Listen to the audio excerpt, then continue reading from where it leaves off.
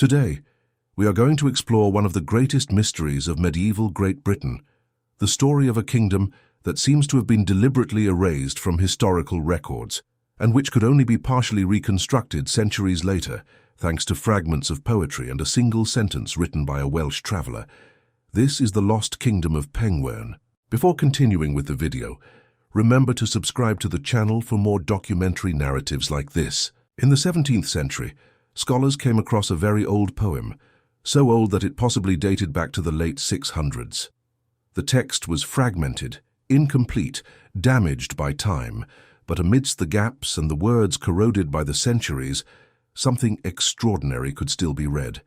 The poem mentioned a place called Pengwern. At first glance, the name might not have sparked any particular astonishment. After all, there were many ancient names scattered throughout Welsh manuscripts, many of them referring to places that no longer existed, or that had changed their designation over the centuries. However, what made this mention truly remarkable was the fact that, besides another equally damaged poem, there was practically no other historical record of this place. No chronicle, no royal document, no ecclesiastical treaty made reference to Pengwern. These two fragmented poems essentially constituted the only known mentions of a place that must have existed at some point in the British early Middle Ages, but which seemed to have been completely swept from collective memory. Historians did not even know that something was missing. There was no evident gap in the records that raised suspicion, no blank space crying out to be filled. Pengwern had simply disappeared, as if it had never existed. And so it would have remained, were it not for a curious event that occurred in the 12th century. A man named Gerald of Wales, a clergyman and writer of partly Norman and partly Welsh origin, undertook a journey throughout all of Wales. Gerald was a meticulous, though not always reliable observer, and throughout his journey he recorded an impressive amount of local stories, customs, legends, and geographical information, composing what would become a kind of travel diary, a work that would preserve for posterity countless fragments of Welsh history that would otherwise have been lost forever. And it was precisely on one of the pages of this diary that Gerald made a seemingly casual observation, but one that would produce shockwaves among scholars in the following centuries. On page 139 of his work, Gerald decided to mention what he called the three ancient capitals of Wales. Two of them were well known to historians: Aberfro in the kingdom of Gwynedd and Dynefwr in the kingdom of Deheubarth. However, the third was strange. According to Gerald, the ancient capital of the kingdom of Powys was a place called Pengwern, which he claimed corresponded to the town then known as Shrewsbury, situated already in English territory. With this single sentence, Gerald of Wales had unknowingly resurrected a 600-year-old mystery, a mystery so deeply buried that historians themselves were unaware of its existence. This brief mention would trigger centuries of academic investigation as scholars tried to locate and understand a kingdom that seemed to have been intentionally erased from history. But what exactly do we know, or think we know, about this mysterious place? To begin unraveling the enigma, it is necessary to go back to the two poems discovered in the 17th century, for it is they that provide the oldest and most direct clues about Pengwern. The first of these poems probably dates from the 7th or 8th century, while the second was composed sometime around the 9th. Both are fragmented, with missing verses and passages obscured by time, but for the purposes of this investigation, they are absolutely invaluable. The poems place Pengwern somewhere in the region of Shropshire, in the west of modern-day England, near the border with Wales.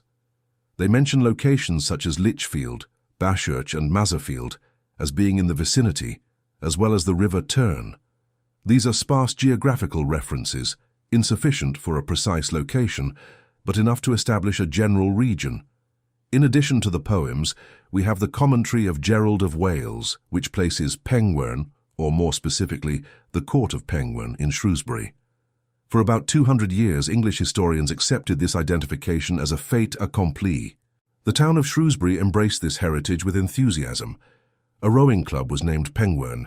A street was christened in its honor. Academic articles published in 1829 and 1878 proclaimed the identification as a certainty, and a newspaper from 1897 did the same. Everything seemed settled. However, there was a seemingly obvious caveat, that was long ignored or downplayed. Penguern is a Welsh name. Its meaning is topographical. It refers to a hill with an alder grove, or alternatively, a hill near a swamp. However, the name for Shrewsbury in Welsh is not Penguern. It never was. The Welsh name for Shrewsbury is Amwythig, and this name is ancient. The oldest reference that can be found dates back to the 11th century, possibly the 9th, and historians agree that the name is at least as old as the medieval period. The scholars who defended the identification of Penguern with Shrewsbury simply claimed that Penguern was an older name that had eventually been replaced by Amwythig, but no one could agree on when or how this replacement occurred. The situation becomes even more complicated by the fact that no one has been able to determine with certainty what Amwythig even means, which hinders any attempt to trace the linguistic evolution of the name. And there is a particularly disturbing detail. The second poem, which uses the name Penguern, may have been composed more than 100 years after the name Amwythig appeared. If Shrewsbury was already known as Amwythig in the 9th century, why would a poet of that time still call it Penguern? The simplest explanation is that perhaps he was not referring to the same place. In fact, upon examining the evidence carefully, one realizes that the entire identification of Penguern with Shrewsbury rests on a single pillar, that solitary sentence by Gerald of Wales. And Gerald, though valuable as a historical source, is recognized by historians as an author who was not always reliable. It is very likely that he was simply reporting something someone had told him during his travels, a local oral tradition, a popular memory that may or may not have corresponded to reality. And herein lies the fundamental problem. Oral tradition is extremely valuable as a historical source, but it is inherently less reliable than the written record. If a piece of information changes in a written document, the alteration can often be detected through textual or paleographic analysis. But if a piece of information changes in oral tradition, the previous version can be permanently replaced without leaving a trace. The memory of Penguern had survived in some form until the 12th century, for Gerald found it alive in the mouths of the people. But even then, the precise location of the place had been lost. What we can establish, therefore, is that Penguern was probably in Shropshire, but we have no proof that Shrewsbury was ever called by that name. The mystery remained. Where was Penguern? And perhaps more importantly, when was Penguern? To try to answer these questions, it is necessary to go back to the poems and examine them more closely. The first of them is called Marwnad Sindalan, and this title is already revealing. In Welsh, Marwnad means elegy, a type of poem composed in memory of someone who has died. Sindalan, therefore, was a real person, or at least someone whom tradition treated as real. The poem presents him as Sindalan, son of Sindarwyn, and states that he was the king of Penguern, the only king of that place whose name has come down to us. According to the poem, Sindalan's notoriety extended as far as the distant island of Ynys Môn, Anglesey, in the extreme northwest of Wales, which suggests he was a figure of considerable regional importance. However, one feat in particular is highlighted by the poet, Sindalan's attack on the monastery of Lichfield. The Welsh called Lichfield Caer Luitgoed, which means the city of the grey woods. Sindalan, accompanied by his son Morphael, supposedly attacked and defeated the son of Pyd at this location, taking with him a great treasure looted from the monastery. This reference to the monastery of Lichfield is crucial, as it allows for a considerable narrowing of the temporal window in which Penguern may have existed. The monastery of Lichfield was a Christian establishment, and the English kingdom that controlled this region, Mercia, only converted to Christianity in 655. Therefore, this attack could not have occurred before that date. And there is more. In 655, the new king of Mercia was named Peada, and historians believe that the Welsh name Pyd is a derived form of that name. In other words, the son of Pyd mentioned in the poem would be one of Peada's sons. Now, Peada's reign was extraordinarily brief. He ruled for only 1 year before his kingdom was annexed by his northern neighbours, the Northumbrians. If Sindalan defeated Peada's son in battle, it is reasonable to assume that the confrontation occurred during that monarch's reign, which places the attack on Lichfield between the years 655 and 656. With this, we have an approximate date and a geographical region. Penguin existed in the mid-7th century somewhere in Shropshire, probably not in Shrewsbury, but nearby. It was supposedly a royal court, and there was evidently some kind of kingdom associated with it. According to Gerald of Wales, Penguin would have been the capital of the kingdom of Powys, and the only known king of this place, Cyndyllan, was apparently famous throughout North Wales, especially for his attack on the Lichfield monastery. Now, with an approximate year and place in hand, it is possible to begin examining the broader context. What was happening in eastern Wales and western England at that time? If we understand the political and military landscape of the region, perhaps we can find additional clues about Penguin. To do this, it is necessary to go back a few decades to the first decades of the 7th century. At that time, other Welsh monarchs were active in the same region, although under very different circumstances. King Cadwallon of Gwynedd had formed an alliance with King Penda of Mercia. It was an unlikely alliance between a Christian Brittonic monarch and a pagan Anglo-Saxon king, but both had a common enemy, the Kingdom of Northumbria. The Northumbrians had been aggressively expanding their territory, invading Mercian lands, and in 616 they had attacked and killed the King of Gwynedd at the Battle of Chester, providing both powers with a powerful motive to join forces and seek revenge. And at the Battle of Hatfield Chase, Haethfelth, in 633, the King of Northumbria was killed. Sources report that Cadwallon and Penda devastated Northumbrian territory after this victory. The monk Bede, one of the most important historians of the time, lamented that Cadwallon seemed determined to destroy all the English. However, the Welsh triumph was ephemeral. Cadwallon was killed by the new Northumbrian king, Oswald, at the Battle of Hefenfelth the following year. Oswald pushed the Mercians back as far as Shropshire, and it is precisely here that our King Cyndyllan and Penguin re-enter the narrative. Mercia apparently sought a new Welsh ally to help it face the Northumbrians once again, and this time it found one in Cyndyllan. This information is provided to us by the second poem, the Canu Heledd, the Song of Heledd. This poem was probably composed between the 9th and 11th centuries. Some historians, such as Dumville, prefer a later dating, but others, like Hyam, Breeze, and Rowland, favor the 9th century. The poem relates that Cyndyllan served as an ally of the King of Mercia in a specific battle, Maserfield, Maes Cogwi, in 642. In that battle, the King of Northumbria was once again killed. Cyndyllan's motivation for allying with Mercia likely stemmed from the imminent threat the Northumbrians represented. To him, the northern English were probably the lesser of two evils. But there was also a personal reason. At the Battle of Chester, years earlier, 3 kings had perished, along with many other warriors. Welsh poetry preserves the names of the 3 guardians of the gates of Chester, supposedly the men who led the final defense of the city against the Northumbrians. One of these guardians was Gwion, son of Cynderwyn, that is, Cyndyllan's brother. The loss of a brother in a battle against the Northumbrians would have given Cyndyllan a personal and visceral motive to join the fight against them.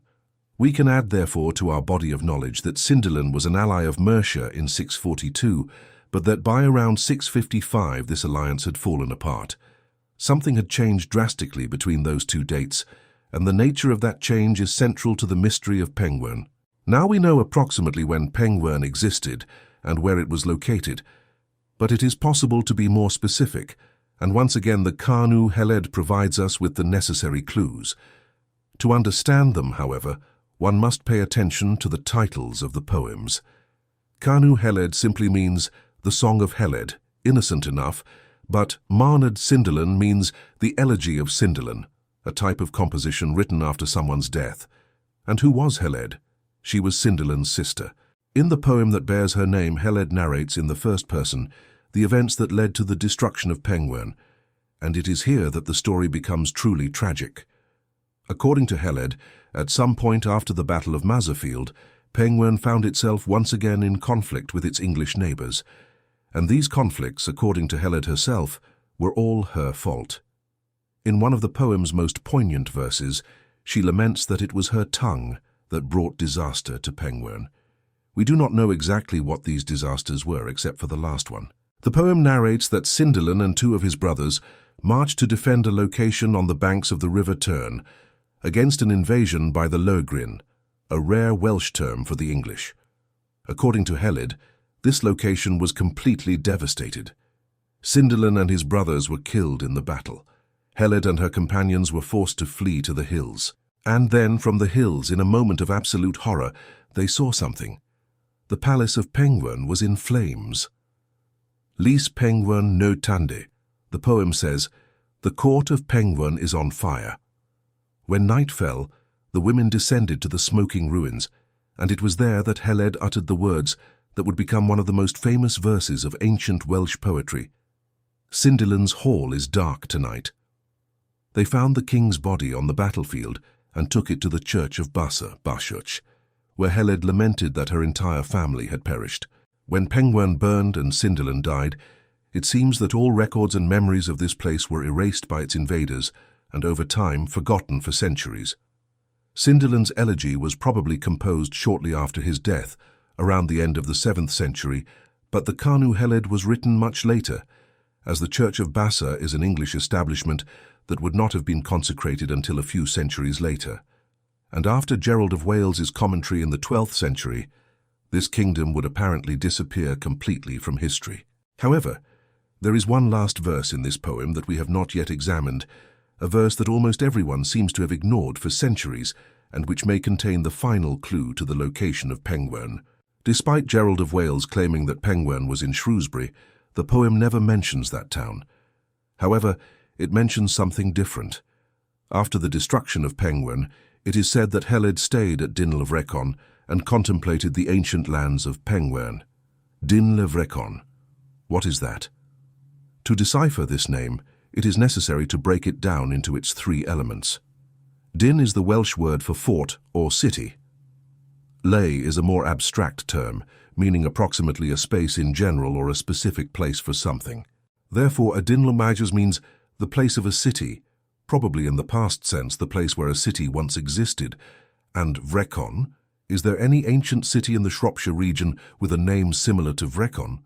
The answer is yes, Viraconium, the ancient Roman city of Viraconium Cornoviorum known today as Wroxeter. If we remove the Roman suffix, we get the Brittonic root Viracon, which seems to have entered Welsh as Guricon in the 9th century and Graigon in modern Welsh. The English in turn called the place Rheacon or Rheocon Seaster. Therefore, the 9th century poem seemed to be referring to the ancient Roman city of Viraconium. But could this Roman city be the royal court we just saw destroyed by the English? The answer, provided by archaeology, is no. Viraconium was abandoned at the latest, around 550, about a century before the attack on Lichfield could have occurred. But there is another Rheacon nearby, a massive elevation of earth and rock known today as the Wrekin. At the top of this hill stands a colossal hill fort, which was likely once the capital of the Brittonic tribe of the Cornovi, until they were conquered by the Romans and resettled in nearby Viraconium. Historians such as Melville Richards and Thomas Stevens suggested that perhaps the Lys Penguern, Cyndyllan's hall, was located atop this hill.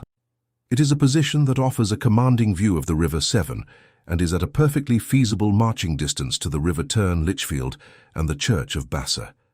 But had the ancient fort not been abandoned? Yes, certainly. When the Romans built Viraconium right at the foot of the hill, the Wrekin fort lost its function. However, as the Roman Empire began to decline in Britain, ceasing to provide the security against invaders it once guaranteed, dozens, if not hundreds, of hill forts across the island were reoccupied. If a person lived in Viraconium in the 550s and suddenly became aware that large hostile powers were advancing toward their borders, why would they not move to the much more defensible hill right next door? It is a solid theory, even if its strength lies largely in the fact that it is essentially the only concrete clue available. Still, there are those who disagree. The historian John Davies suggested that Penguern was actually located elsewhere, at an ancient fort known as the Birth. At that site, 2 natural hills once emerged from a lake, forming a perfect defensive site. What makes this location attractive as a candidate for Penguern is its proximity to Bashurch, the Church of Basa, where Cyndyllan was supposedly buried. However, this theory has a significant flaw. Archaeological excavations revealed that this fort seems to have been abandoned as early as the late Iron Age, hundreds of years before the Roman Empire even reached the island, let alone a 7th century king. Furthermore, many of the toponyms in Kanu Heled derive from English, and even the term Dinlevrecon uses the English form Reocon instead of the Welsh Guricon.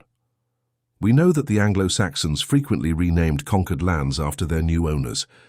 Therefore, it is possible that Sindalan was buried in a pre-existing community that was later renamed Bashosh, and that the original name was simply forgotten over the centuries.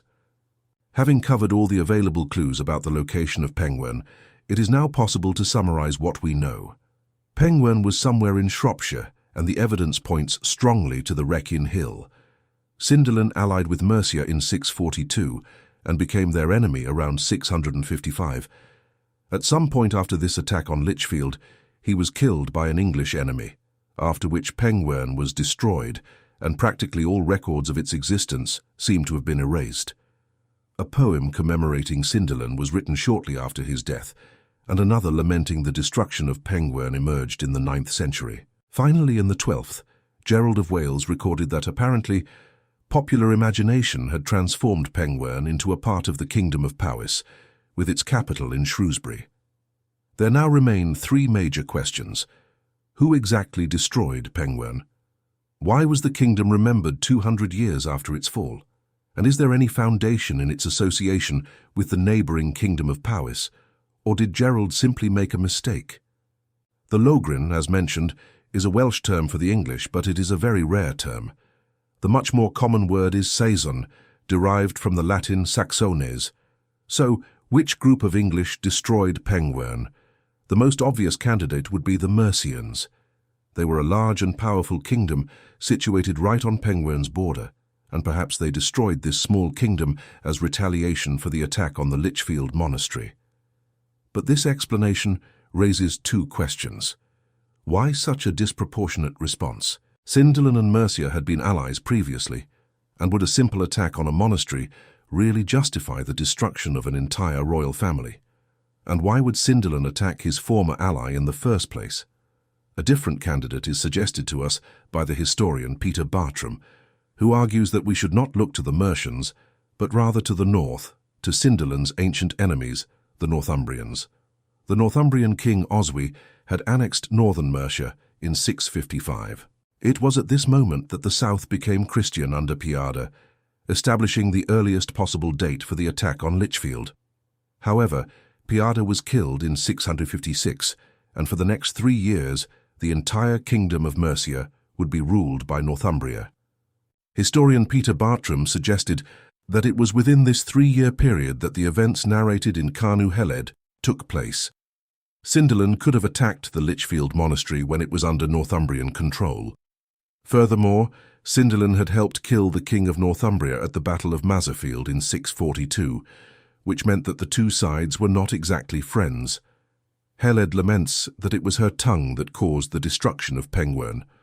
Bartram suggests that this is an allusion to the fact that she instigated her brothers to attack their neighbours. Perhaps it was her idea to loot Lichfield after the king of Mercia had been deposed. But once again, why such a devastating response? Here, one must remember the Battle of Maserfield, where Sindalan and Penda killed the Northumbrian king Oswald. The new king Oswy was his brother. It is easy to forget that in the end these historical figures were not mere dots on a map. They were people. Oswy may have unleashed such a brutal response against Penguern because he knew its king had helped kill his brother. Similarly, Sindalan may have joined Mercia against the Northumbrians in the first place because they had killed his brother in Chester. Violence begot violence, and family loyalties weighed as much as political alliances.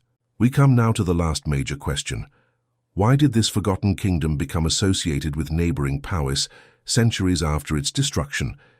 It is notable that the poems do not really mention the kingdom of Powys in any significant way.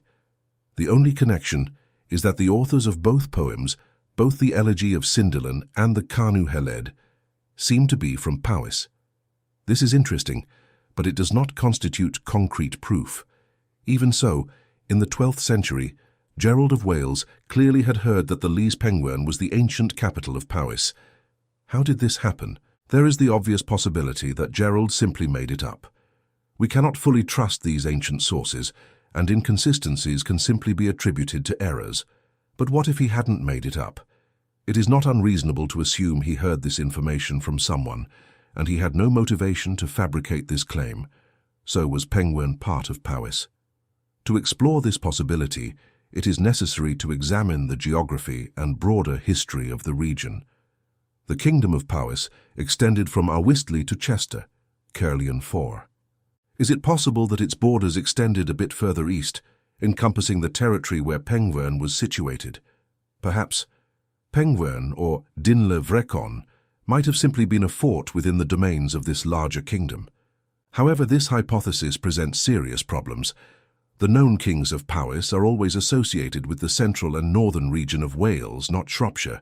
The oldest kings supposedly had their power base in North Wales, not in Viraconium. In fact, no king of Powys prior to Cinderlan is even mentioned as controlling Viraconium or its region. Furthermore, one of the ancient kings of Powys, Brochwel, left such a deep mark on the region that several poets referred to the lands around the Mochnant, and indeed the entirety of what is now Montgomeryshire, as Gwlad Brochwel, the country of Brochwel. And one of these poems is precisely the Carnw Heled. If this 9th century poem believed that Powys and Penguin were one and the same, why does it never call Cinderlan's lands Powys? And why does it refer to lands outside Shropshire using a traditional name for Powys? There is also the matter of lineage. Cinderlan is not a member of the traditional Powys dynasty. We know only one of his ancestors, his father, Cinderwyn. If Cinderlan were simply a regular king of Powys, when and why would his power base have shifted so far? And why would he not be included in any of the royal genealogies? To find answers, it is necessary to go even further back in time, to the Roman period. Viraconium was not just any Roman city, it was a civitas, a city with a certain degree of autonomy that in Roman Britain generally functioned as the new centre of government for the local Brittonic tribe. The civitas of Viraconium was the centre of the Cornovi tribe, and this tribe controlled not only the lands that would one day become Penguin, but also, very likely, the region that would become Powys, as the inhabitants of those lands do not seem to have had their own independent civitas. When the Roman legions withdrew, the local government of this civitas likely controlled both regions. Therefore, if Penguin and Powys were indeed separate entities, which would explain the questions raised about Cinderlan, we also need to explain how and when these two territories separated. And we can. The word Powys seems to derive from the Latin pagus, the term used for the rural provinces situated outside the civitas. Historian T. Charles Edwards theorized that the Kingdom of Powys developed from these rural provinces that broke away from the civitas of Viraconium. If this theory is correct, then when the Roman legions withdrew, leaving the civitas of Viraconium to defend itself, the peripheral rural regions geographically isolated from the city may have gradually split into their own kingdoms before eventually being unified into this kingdom of the pagus. This theory would provide the origin for both kingdoms. Once a single civitas representing the Cornovi tribe, abandoned by the Romans and divided into two distinct political entities, one centered in the north, which would become Powys, and another in the east, around Viraconium and then the Wrekin, which would become Penguin, each with its own royal families. The separation between Penguin and Powys would explain how and why Cinderlan would suddenly appear as king in a region so far from the traditional Powys power base, completely disconnected from the royal family. He was simply the king of another place. This separation may even find support in ancient Welsh sources. The elegy of a 6th century king of Powys named Cynan proclaims his victories over almost all his neighbours, Gwent, Gwynedd, Morgan Wg, Dyfed, and Cernyw. Cerny W is normally translated as Cornwall, but there is an evident problem. Cornwall is hundreds of kilometres away and would have required crossing other hostile kingdoms. Why would the king of Powys spend weeks, if not months, leading an army to invade a remote part of Britain? Historian Charles Edwards believes he did not do this. Instead, he suggests that this Cerny W actually referred to the Cornovi, the tribe whose territory included Penguin. Removing the Latin declension, we get Cornov, the original Brittonic root of the tribe's name, which sounds very similar to Cerny Dawar. Perhaps Sinan did indeed invade his eastern neighbors, and this word was simply mistranslated when the manuscript was copied 600 years later from Cornau to Cerny Dawar, and then confused with Cornwall. But there is still one final question that needs to be addressed.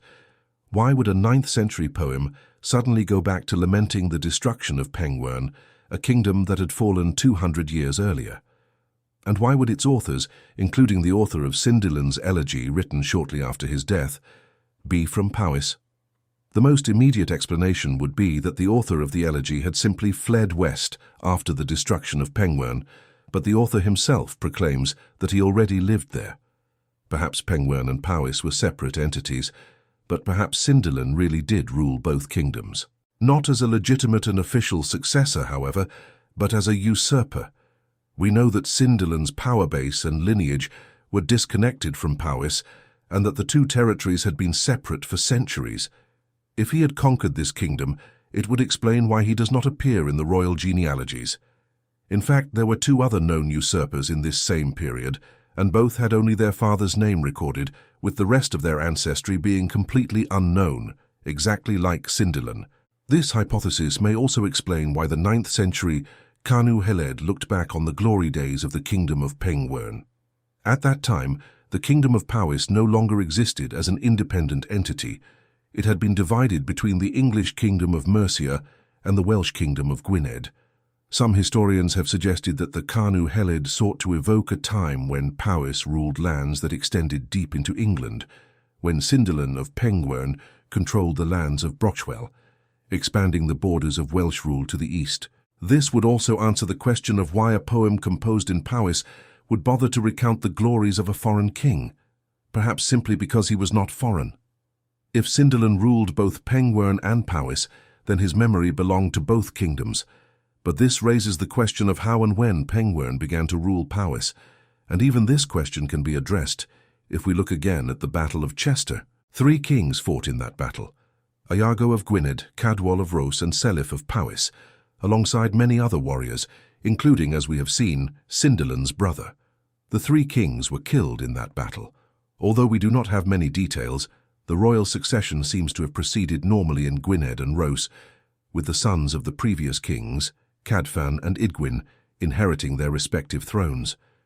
In Powys, however, things did not go so well. Selif does not seem to have been as fortunate as his peers, for there is no record of descendants of his who ruled. 2 sons are mentioned, but they do not seem to have reigned. Instead, 300 years later, a stone pillar would be erected proclaiming the illustrious ancestry of the king of Powys, and on it, a man named Eliseg ap Gwilog is celebrated for having annexed the inheritance of Powys from the power of the English. Shortly after, a royal genealogy would be composed, revealing that this Eliseg was the great-grandson of King Selif's brother. This brother, as well as his son and grandson, is never recorded as having been king.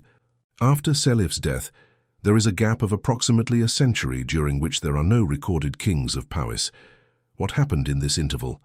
The commemoration of Eliseg would suggest that the English had annexed the entire kingdom, but we have no record of this. In fact, the Northumbrians, who had invaded Chester, did not even occupy neighbouring Mercia until 656, which leads us to another possibility. Perhaps it was Sindilan. We know he was in a position to lead an attack around 656, so it is possible he was in his 20s during the Battle of Chester. Perhaps he, or perhaps his father, decided to take military action against his neighbour after the death of the king of Powys, interrupting that kingdom's succession until the eventual fall of Pengwern, around 659 at the latest. Perhaps this led to a brief occupation by the Mercians once they expelled the Northumbrians, whether by military or simply political means, until Eliseg rose up and restored Powys's independence. We do not know exactly when this occurred, but historian Peter Bartram estimated approximately that Eliseg would have been born in the 680s, which gives us a window sometime in the 8th century. Historian Cary Mound suggests that perhaps Powys was occupied by the Mercians, but that this occupation must have been very brief, for during this period the Mercians had to face aggression from both Northumbria and their southern neighbours, Wessex. And although the Mercians eventually established their supremacy over much of southern England, a well-timed revolt during a period when, as Maund notes, Mercia would not have had men or resources to spare, could easily have been successful. To support this thesis, we know that Powys was independent again, at least by the 750s, for the king of Mercia, Offa, decided to build a massive ditch and wall between the two kingdoms, and this construction was not a military installation intended to project power. The ditch meanders around important rivers and fortifications, leaving them on the Welsh side. Offa's dyke, Clwyd Offa, as it is known, has much more the appearance of an agreed-upon border between the two parties, perhaps a compromise between a newly resurgent Powys and a kingdom of Mercia with no more soldiers to spare. This theory, it must be acknowledged, depends on gathering many very small pieces of evidence, each of which could be contested individually, but when considered together, they form a coherent and plausible picture. The time has come then to recap the entire story of Pengwern, the medieval kingdom that was erased from history. Before the Roman invasion of Britain, a Celtic-speaking tribe called the Cornovi inhabited this region, probably centered on a hill fort at the site we now know as the Wrekin. When the Romans conquered the region, this fort was abandoned, and the civitas of Viraconium was established in its place. Eventually, the Roman legions that provided security and protection withdrew, and the already declining Roman city inherited the governance of the area. This civitas seems to have controlled the lands that would one day become both Pengwern and Powys, but the rural provinces, the pagas, seem to have revolted against this civitas, eventually leading to the emergence of two power centers in the region, the kings of Powys in the north and the remaining rulers of Viraconium in the east. By the year 550 at the latest, Viraconium was abandoned, and the ancient fort on the Wrekin was likely reoccupied, becoming the royal court known as Lys Pengwern. We can assume there were conflicts between the two kingdoms. Cynan likely invaded them, just as he had done with practically all his other neighbours, but eventually the two Welsh powers united to defend the city of Chester, Caerleon IV, against the English kingdom of Northumbria, with one of Cinderland's brothers being killed in the defence of the city, alongside Seliph, the king of Powys.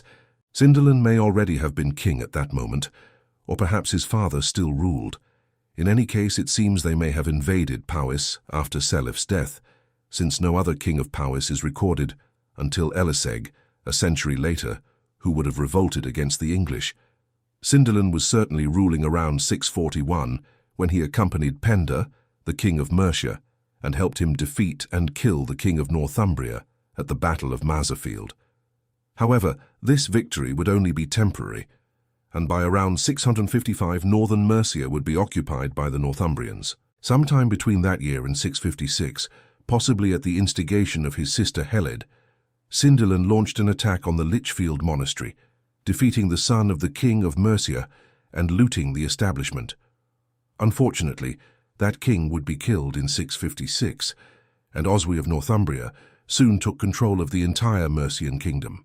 Angered by the transgressions of his much smaller neighbour, and not forgetting that it was the king of Pengwern who had helped kill his brother, Oswy may have been the one who attacked the kingdom of Pengwern on the banks of the River Tern, killing King Cinderland in battle and burning the royal palace of Lys Pengwern, exterminating the entire royal family and erasing all records that existed about the kingdom, eliminating it from history for centuries. Oswy may have also annexed the lands of Powys, since these were likewise ruled by Pengwern, or this annexation may have occurred later, after Mercia regained its independence. In any case, these lands seem to have been dominated by the English for nearly a century. Cinderland was buried in Bashursh, perhaps in a pre-existing Welsh religious community, and his elegy was written in newly conquered Powys. This kingdom eventually reasserted its independence under King Eliseg, and soon a colossal ditch would be built between it and Mercia, forming a border between the two kingdoms for a century, until Powys would be again invaded by both its neighbours. During this period, the second of our only 3 surviving records of Pengwern would be composed, evoking a time when the king of that land ruled a country that extended both to the west and to the east. And finally, in the 12th century, Gerald of Wales recorded that Pengwern, at least in popular tradition, had been reimagined not as a conquering neighbour, but as the ancient capital of Powys, with its location being shifted from the once important Wrekin to the then important Shrewsbury, sealing its fate in history for hundreds of years, until historians, with the few records we possess, managed to reconstruct what perhaps the kingdom of Penguern really was. A kingdom born from the ruins of Roman power, built upon a hill that had once been the fortress of an ancient Celtic tribe, ruled by a dynasty that does not appear in any official genealogy, a kingdom whose only known king fought alongside allies and against enemies who were, at heart, just people driven by family loyalties, by a thirst for revenge, and by the desire to survive in a violent and unstable world. A kingdom that was burned, whose people were massacred, and whose records were so completely destroyed that for more than 1,000 years no one even knew it had existed. And yet, 2 poems survived. Fragmented, damaged, copied and recopied over the centuries, but still capable of telling, even if incompletely, the story of Cinderlan, of Heled, and of the court that burned on a night of horror and mourning. These poetic fragments are all that remain of Penguern, besides a single sentence written by a curious traveller from the 12th century. But they are enough to remind us that history, however complete it may seem, is full of gaps, of silences, of kingdoms that were erased, and of voices that were silenced, but which sometimes, against all odds, still managed to be heard. If this narrative sparked your curiosity, and you wish to continue unraveling mysteries like that of Penguern, lost kingdoms, and forgotten stories that survived only in fragments, subscribe to the channel and turn on the notification bell so you don't miss any new episodes. Leave your comment telling us which aspect of this story most caught your attention, and share this video with those who appreciate a good historical investigation.